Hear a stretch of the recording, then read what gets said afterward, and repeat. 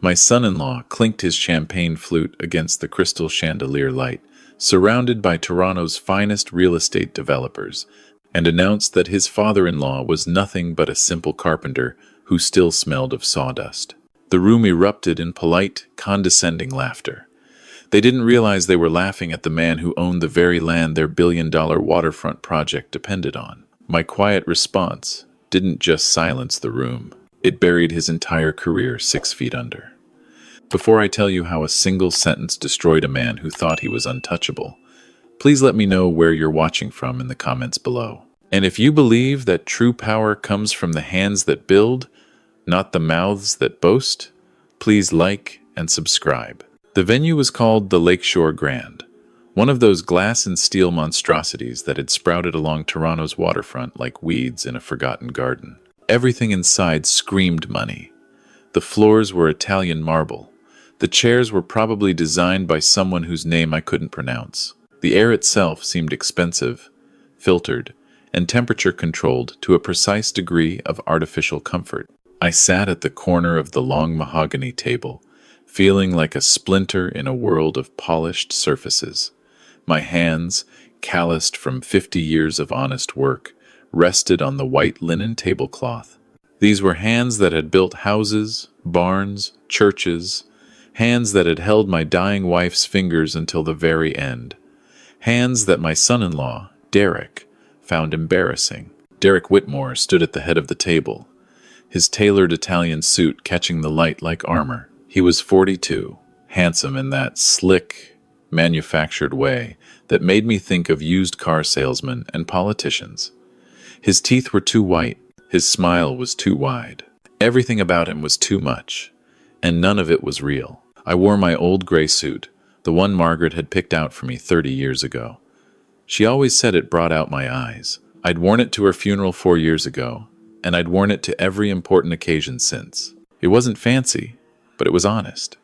In this room full of designer labels and watches that cost more than houses, my suit felt like a statement of defiance.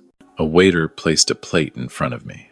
3 small pieces of something I couldn't identify, artfully arranged with droplets of sauce and what looked like flower petals.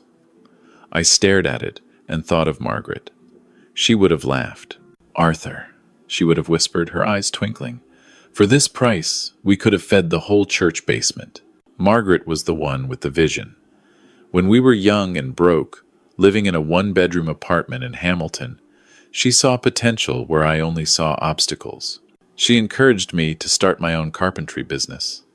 She kept the books when we couldn't afford an accountant. She made sandwiches for my crew when we couldn't afford catering. Everything I had, everything I was, started with her.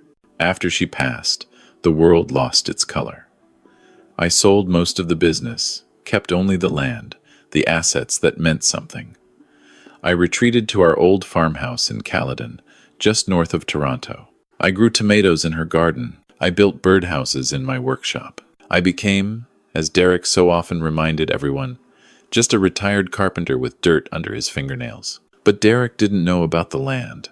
Nobody did, except my lawyer and my accountant. 300 acres along the waterfront, plus scattered parcels throughout the GTA that I'd acquired over decades when nobody else saw value in them. Land that was now worth more than I could comprehend.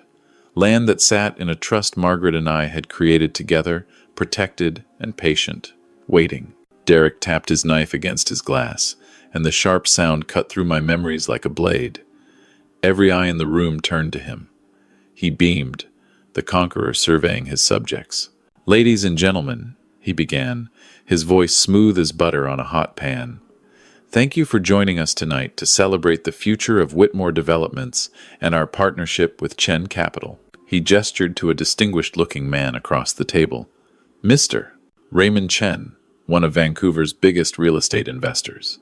Chen nodded politely, his face revealing nothing. My daughter Sarah sat beside Derek, her smile frozen like a mask. She was 50 now, but in that moment, she looked like the uncertain teenager I remembered, always seeking approval, always afraid of saying the wrong thing. Her eyes darted nervously between her husband and me, as if waiting for something to explode. Derek continued his speech, using words like synergy and market disruption and unprecedented growth opportunity. It was a language designed to impress, to confuse, to obscure the fact that beneath all the polish, Whitmore Developments was drowning in debt. I knew. I had sources. I had been watching. But success, Derek said, his voice dropping to a theatrical whisper, success is nothing without family support. He looked at Sarah, who blushed on cue like a trained actress. Then his eyes slid to me, and the warmth in his expression curdled into something cold and cruel. It was a look I had seen many times over the years, usually when he thought I wasn't paying attention. The look of a man who had grown tired of pretending his prey was an equal. And of course, he continued, his voice dripping with mock affection, we must acknowledge my father-in-law, Arthur. 40 years as a carpenter in Hamilton. 40 years of sawdust and splinters. He paused, letting the subtle insult land. A few of the younger executives chuckled. Arthur is here to show us all that you don't need to be successful to have a seat at the successful people's table. Sometimes family obligations require us to carry our burdens. The word hit me like a physical blow. Burden. That's what I was to him. A burden to be endured, not a father to be respected. I looked at Sarah, silently pleading for her to say something, to defend me, to remember who had walked her down the aisle, who had paid for her university, who had held her when her mother died. She didn't. She stared at her untouched plate as if the answer to everything lay hidden in those 3 unidentifiable morsels. Her silence was her choice. Her silence was her betrayal. Derek, emboldened by her complicity, leaned forward. His eyes found mine across the table, and he smiled. It was the smile of a predator who has finally cornered his prey. Tell me, Arthur, he said, his voice loud enough for the neighboring tables to hear. How does it feel to be a failure? All those years swinging a hammer, and what do you have to show for it? An old farmhouse and a pickup truck with rust on the doors. The table fell silent. I could feel the weight of every eye upon me. Mr. Chen's expression flickered with something that might have been disgust, though whether for Derek's cruelty or my supposed failure, I couldn't tell. The younger executives laughed nervously, following Derek's lead, like obedient dogs. They laughed at my old suit, at my calloused hands, at my quiet dignity. They laughed because they thought I was nothing. But as they laughed, something inside me changed. The part of me that had tolerated the snide remarks, the backhanded compliments, the casual cruelty, all for the sake of my daughter's marriage, that part finally hardened into steel. I had loved Sarah's husband because Sarah loved him. I had overlooked his arrogance because I didn't want to cause conflict. I had funded their lifestyle through Sarah's monthly allowance because I wanted my daughter to be comfortable. But I had been enabling a monster, and in doing so, I had allowed him to build his empire of lies on the foundation of my silence. No more. I let their laughter rise and fall. I let the awkward silence that followed stretch until it became uncomfortable. Then I looked at each face around the table, one by one, until their smirks faltered, and they looked away. Finally, I settled my gaze on Derek.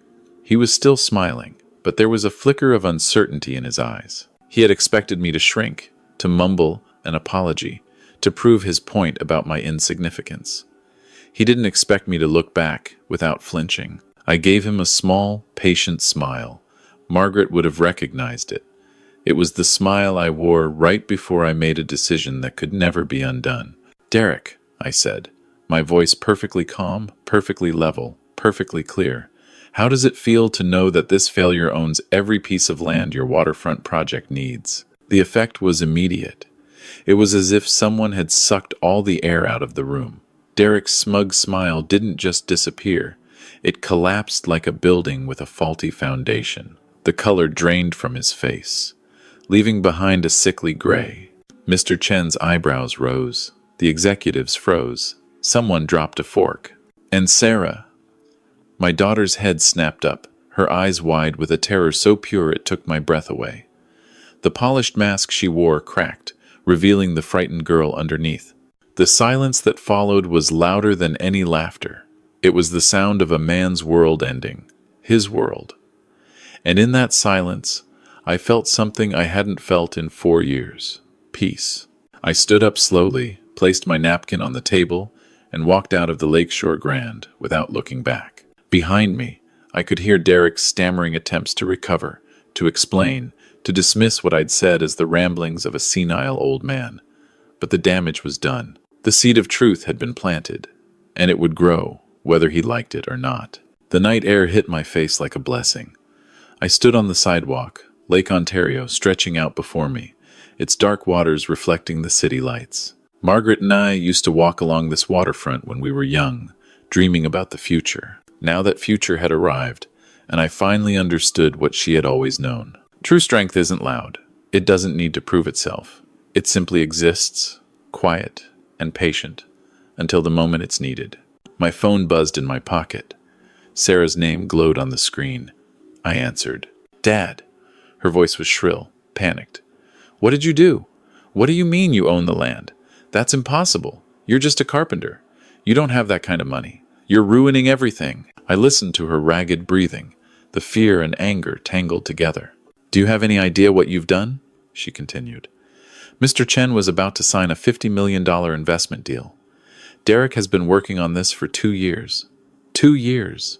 And you just destroyed it with one sentence. One stupid, selfish sentence. There it was. That one word, deal. Not respect, not dignity, not her father's honor. A deal. You've chosen your side, Sarah," I said quietly. "You made your choice years ago. You just didn't know there would be consequences." I hung up before she could respond.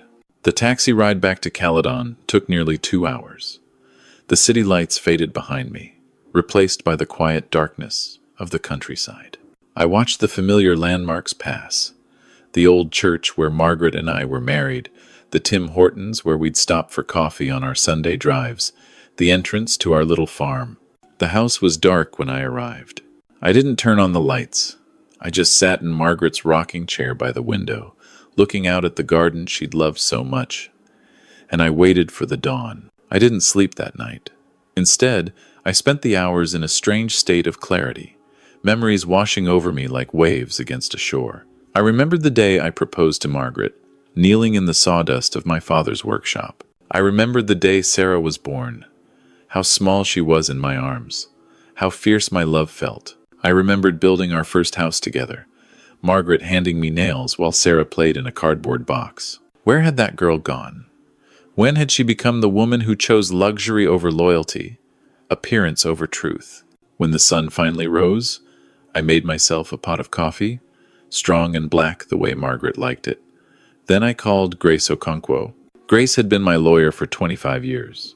She was a small, fierce woman with silver-streaked hair and eyes that missed nothing. She had helped Margaret and me set up the land trust, had guided us through the complexities of estate planning, had stood beside me like a rock when Margaret died. Her office was in a modest building in Brampton, nothing like the glass towers downtown. It smelled of coffee and old books, and when I walked through the door, she was already waiting. Arthur.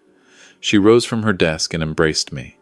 "I saw the news this morning. Something about a disruption at the Whitmore Developments Gala? Word travels fast. Derek's been calling my office since 6 a.m., demanding to speak with you. His lawyers are threatening to sue for defamation." She smiled grimly. I told them to take a number. I sat down in the worn leather chair across from her desk. "Grace, I need 2 things. First, I want a complete forensic review of the Harrison Clark Trust. I want to know exactly how much of my money has been funneled to Sarah and, through her, to Derek and his company." Grace nodded, making notes. "And second, I want to understand exactly what Derek needs from my land for his waterfront project. Every parcel, every easement, every right-of-way. I want to know how badly he needs it." Grace leaned back, her eyes sharp. "Arthur, what are you planning?" I looked out her window at the quiet street below. "I'm planning to protect what Margaret and I built.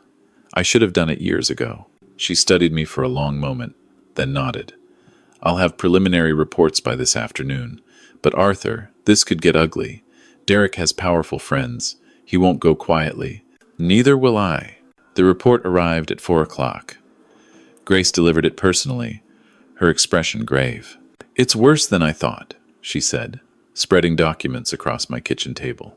For the past 8 years, Sarah has been receiving $50,000 monthly from the trust account. That's $6 million. But here's the troubling part. We traced the flow of those funds. She pointed to a diagram showing money transfers.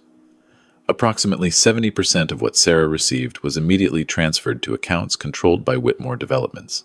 Derek has been using your wife's legacy as his personal piggy bank.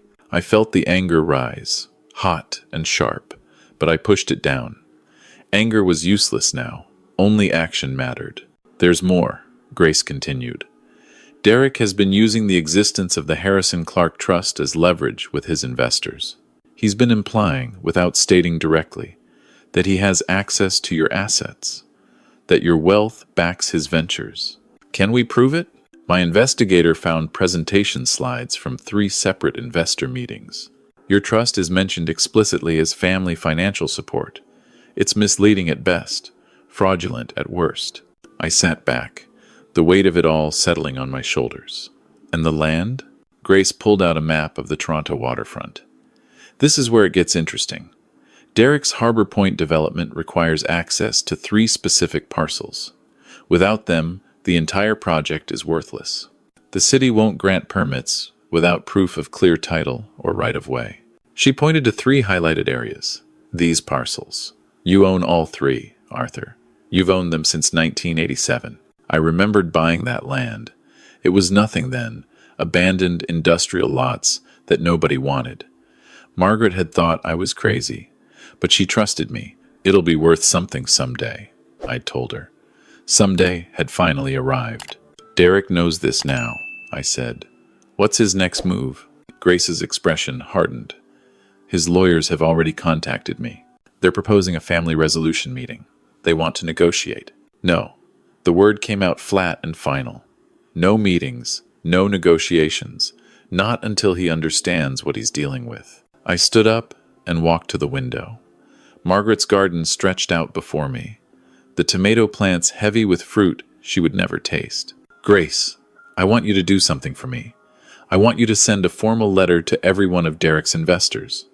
Chen Capital, the pension funds, everyone. Inform them that the Harrison Clark Trust has no relationship with Whitmore Developments, has never authorized the use of its assets as collateral or endorsement, and will be pursuing legal remedies against any party that has misrepresented otherwise.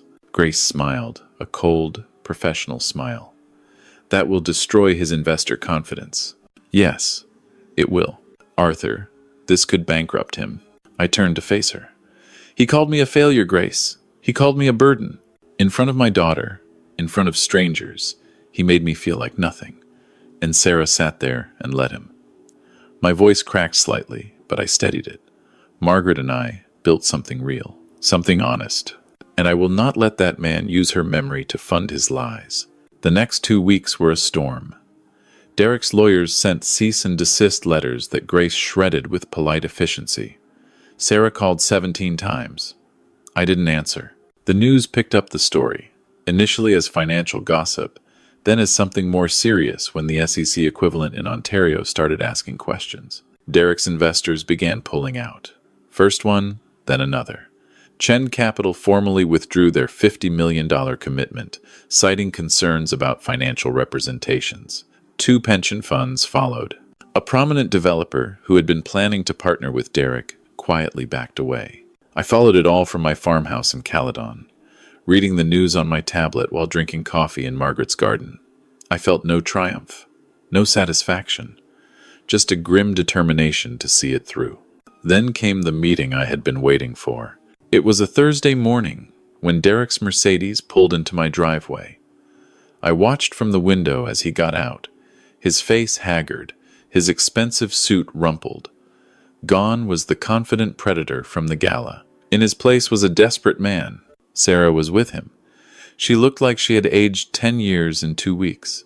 Dark circles under her eyes. Her hair, usually so perfect, hung limp around her face. I opened the door before they could knock. Dad. Sarah's voice broke. Please, we need to talk. I stepped aside and let them in. They sat on the old couch, the one Margaret had picked out at a yard sale 40 years ago. Derek looked around my modest living room with barely concealed disdain, even now. "Mr. Clark." Derek's voice was strained. "Arthur, I think there's been a misunderstanding." "No misunderstanding. The things I said at the dinner were just jokes. I didn't mean any of it. You know how these business events are. Everyone exaggerates." I said nothing. "Look," Derek continued, "we can work this out.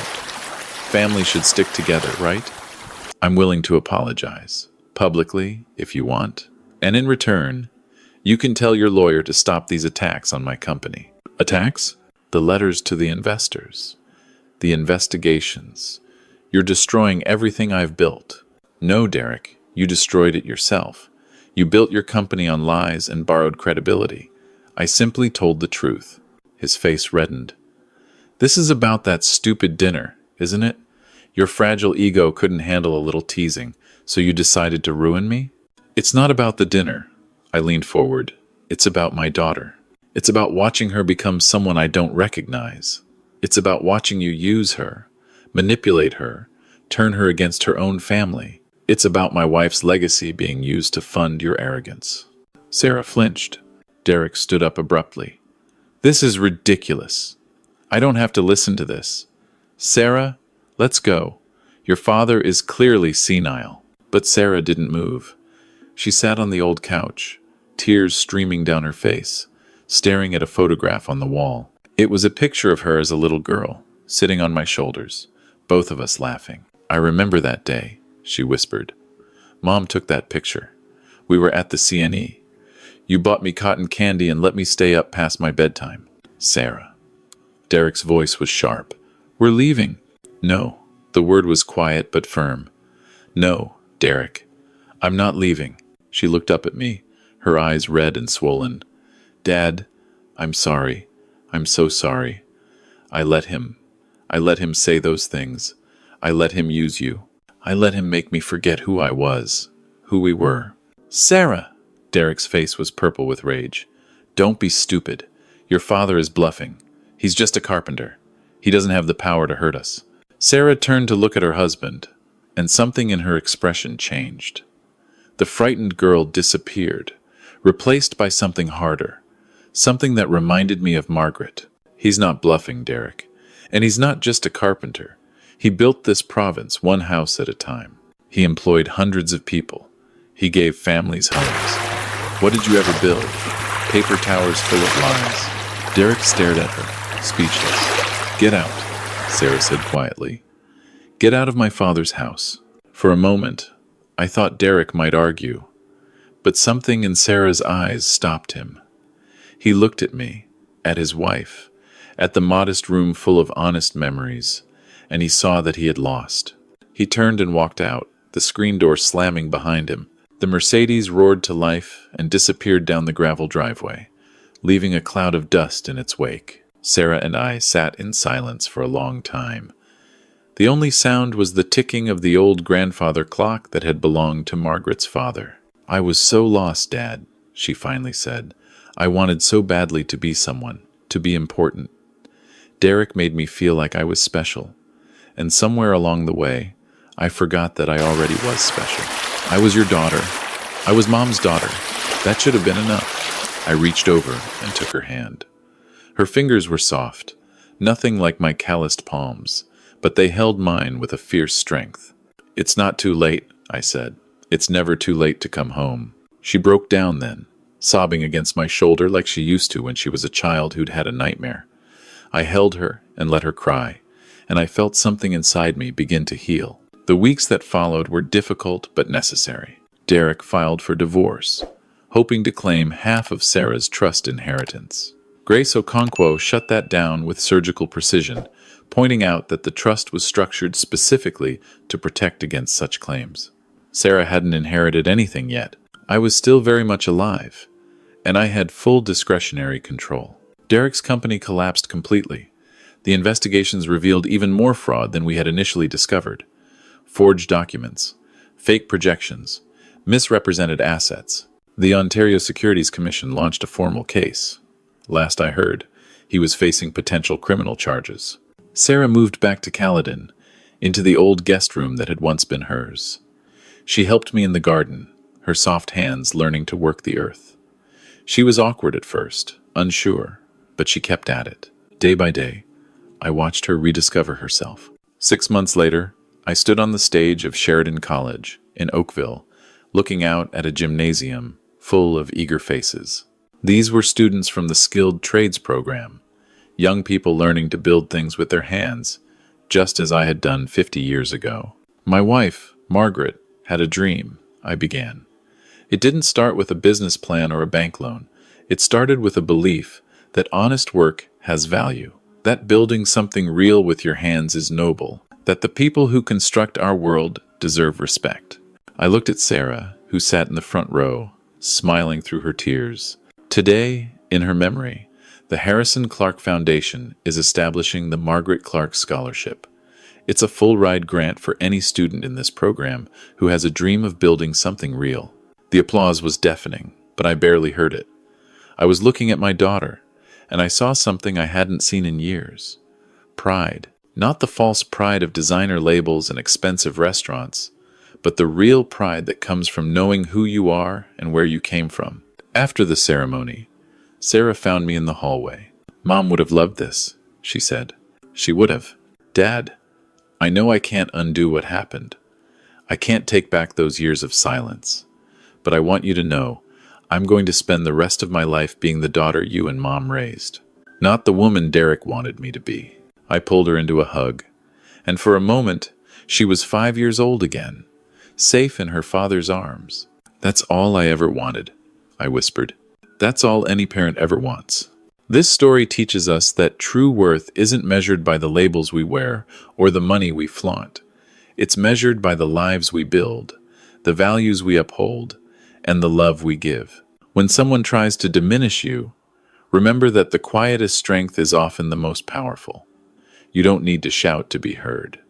Sometimes, a single sentence of truth can change everything. Let me know in the comments below. Have you ever had to stand up for yourself against someone who underestimated you?